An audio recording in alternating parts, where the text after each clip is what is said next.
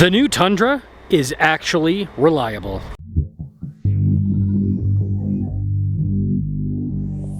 The Carl Malone Toyota here in Draper, Utah is providing us with this pre-owned Tundra. This one is available for sale currently. They also have a brand new one in the bright blue that, you know, my wife's a huge fan of. Anyways, link to their website in the description down below. As always with these high mileage reviews, we'll be going over the vehicle history, but I can tell you right out of the gate, original engine, original transmission. Now this one is the hybrid, which is not under the recall at all, but the only reason why the hybrid's not under the recall is not because it can't fail, but rather the hybrid component can get the vehicle off the side of the road if there is an engine failure. And this Tundra is a 2023, so this is right there in the mix of trucks that could have machining fragments and all that kind of stuff in the engine that could cause some issues. So, like, this truck didn't fail. It could have, though. But there's more stuff than engines. Before we get into the more stuff, if you're looking for more straight-to-the-point reviews like this, make sure you subscribe. Now, this particular truck came from the great land of Canada, and I'm impressed with how well this is held up. Now, it does have paint protection film on the front end parts of the truck, but still, the overall paint quality, again, the Tundra paint quality is not like the greatest, you know, when you compare this next to a Lexus, yeah, but it still has held up pretty well. And then you can see here with the lights and all of that, TRD light bar, all of that, the marker lights, everything still works, fog lights, still no recovery points, of course, on these new Tundras. Now, this does not have the stock tires. These are much more aggressive compared to stock, but I mean, with the mileage on this, you're gonna have to go through some tires. Anyways, the suspension, everything, this is all, from what I saw with the vehicle history, this is all original. I mean, you can tell by some of the build-up and everything on some of the items, like, it looks original. It does not look like brand new parts, which I was kind of expecting. And this one actually looks like it has these aftermarket rock rails added to it. But yeah, none of this stuff has PPF on it, and these satin mirrors, it's actually helped with, oh, what is this? Oh yeah, that's just cobweb or something. But yeah, this is all held up really well, so the paint doesn't look any worse from brand new. And we all know that Canada gets some weather. There's no rust on this truck. You guys can see that this frame and everything, I mean, this looks pretty darn good. Now, the one thing I've noticed is that the lowering assist on it, you can tell it goes a lot faster than brand new ones, so struts are losing a little bit of their luster, I suppose. Got an outlet here in the back. This is easy to lift up. I mean, you can see that inside the receiver hitch you got a little bit of rust, but I mean, that's typical because you got metal banging around. So suffice to say, I'm extraordinarily impressed with how well the exterior's held up on this truck, and I'm equally impressed with the interior. First off, the doors. They sound like brand new. There's no weird creaking, there's no weird closing noise, and then all of this trim, and this is what I've seen with these new Toyotas, it's all held up pretty well. Now, there is some tearing here and there. That could have just been, you know, the previous owner kind of beating on the truck a little bit. You can see another little spot, right? Banging stuff around in the interior. So I don't think that that's necessarily a fail point on the truck. I think it's more so of the person. Again, this is driver door. This sounds identical to a brand new Tundra door with the opening and closing. But yeah, all this trim looks great. There's a little bit of creasing here on the seat. But I mean, overall, it's holding up really well. And even this thing that I thought, you know, was for sure gonna just completely pull apart on the trucks because it feels loose brand new. Just like how Ford's trim feels loose brand new, but at high mileage, doesn't change. And the steering wheel is one of the most impressive parts. Like, obviously you can tell that some hand oil action has happened. This looks great though. And all the digital stuff still works. I mean, this even has a 360 camera. That still works just fine. You've got your heated ventilated seats, all of that works. You got your dual zone climate, phone charging pad. I mean, everything. And then even the center console, that's another thing I was worried. Let me move my camera. Another thing I was worried about, because it feels kind of flimsy, but it all just, it's the same as brand new. It's not getting like any worse or anything like that. And then even, look at this, got to stretch a little bit, there we go. The power sliding glass, and even the panoramic sunroof, I tested that, it's all good. Now, this isn't as high mileage as I usually like for this series, but still 72,000 miles on a 2023. That's decent mileage for the year, and this is pretty much as high as I've seen with these new twin turbo V6s. There's just not a lot of examples with 100,000 miles yet because the vehicles just aren't old enough yet. So let's go over this Carfax, and ooh, Edmonton. I have a soft spot for Alberta. The people there are just always so nice. Best part of Canada, in my opinion. Or sorry, I need to say Canada. Got to keep going on with the joke. But yeah, I mean, you can see that they're not necessarily like, they're changing the oil and everything, but they're not doing it all the time. And that's the other thing that impressed me about this truck is it's not 5,000 mile oil changes like what I do. They're going to higher mileage for a lot of these oil changes and these services. But yeah, I mean, again, they have some stuff checked and everything, but nothing was replaced. Again, that's just a recall, not the engine recall, different one.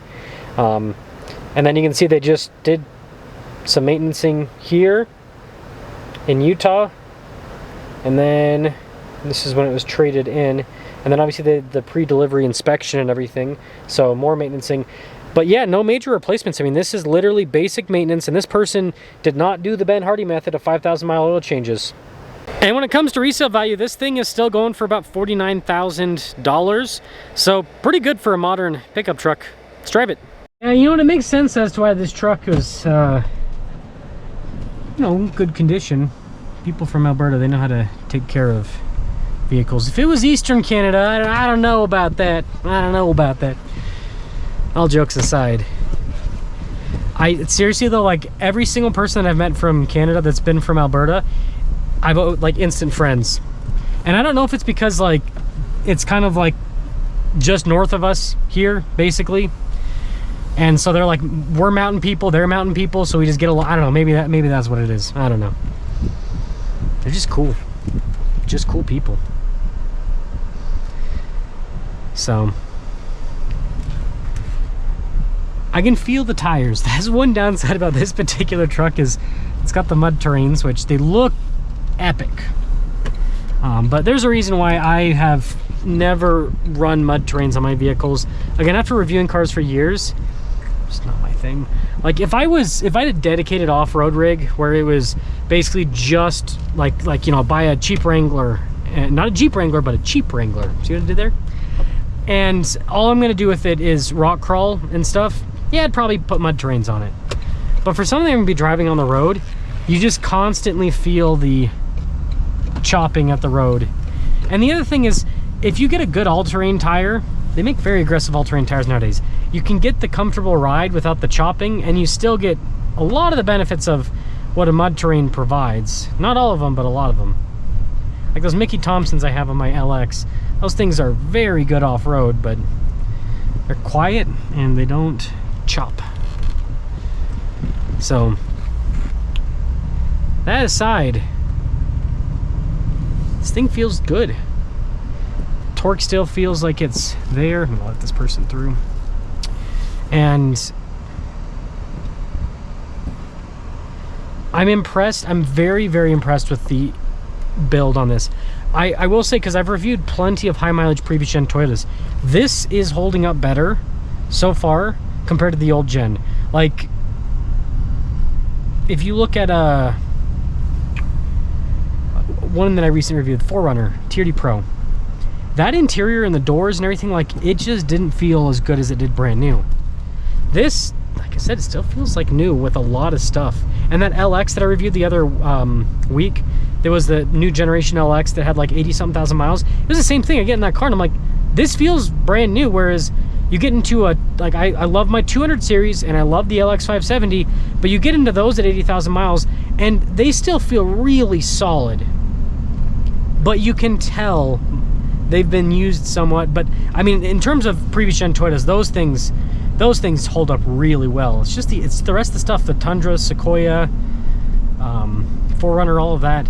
They don't seem to, even the Tacomas, they're not bad. I'm not saying they're bad, but they don't hold up as well interior wise, it seems like, as the new stuff. Which is good. Definitely good. Front camera out of temperature range. So I guess the front camera's melting. It's one downside about technology and heat, right? I made this joke in another video, I gotta make it in this video too. We do not have to, well, I mean, we should always worry about the robot overlords, but we can easily defeat them as long as we fight them in the daytime during the summer, because they will just overheat, fall over, and die. Yeah, I get that the front camera's not working because it's too hot. It's giving me like multiple warnings for it now. So one thing I don't like about Toyotas, is like if something's up, it's just warning, warning, warning, warning. They're like, get it fixed, get it to the dealer, get it fixed, get it to the dealer. It's like, I get it. Don't have to warn me 50 times. Just give me 1, maybe 2 warnings. This drives like brand new. Again, the tires make it feel not as comfortable as brand new, but that's tires. That's not suspension or anything else. But yeah, this 100% drives like brand new. So as long as Toyota can figure out these powertrain hiccups with this